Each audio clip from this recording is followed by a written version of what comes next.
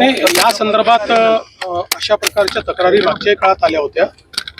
आता इथे हे का झालं या संदर्भात निश्चितपणे मी माहिती घेईल. पण मागच्या वेळी ज्यावेळेस अशा प्रकारचा विषय झाला होता त्यावेळेस परीक्षा कंडक्ट करणाऱ्यांनी सांगितलं होतं की अनेक अशा प्रकारचे अनुभव त्यांना आले की वेगवेगळ्या गोष्टींमध्ये काही इक्विपमेंट लपवले जातात आणि त्यातनं चिटिंग केलं जातं. तथापि अशा पद्धतीनं करणं हे योग्य नाही आहे. त्यामुळे या संदर्भात आधीच याची काळजी घेणं हे गरजेचं असेल. योग्य सूचना दिल्या जातील आणि याची चौकशी केली जाईल. दावोसमध्ये एकंदरीत किती गुंतवणूक होती आणि महाराष्ट्रामध्ये नगरमधलं पहिलं आहे का ठिकाणी उभारणी होते? एकूण नगर जिल्ह्यामध्ये 11,000 म्हणजे जवळपास 12,000 कोटीची गुंतवणूक ही आपण दावोसमध्ये यावर्षी त्याचे करार केले आहेत.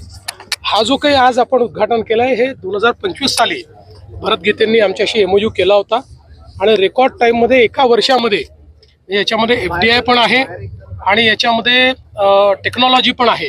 अशा दोन्ही गोष्टी एकत्रित एका वर्षामध्ये अतिशय रेकॉर्ड वेळेत आज आपण पाहू शकतोय की त्यांनी एवढी मोठी इंडस्ट्री उभी केली आणि ती प्रोडक्शन मध्ये देखील गेलेली आहे.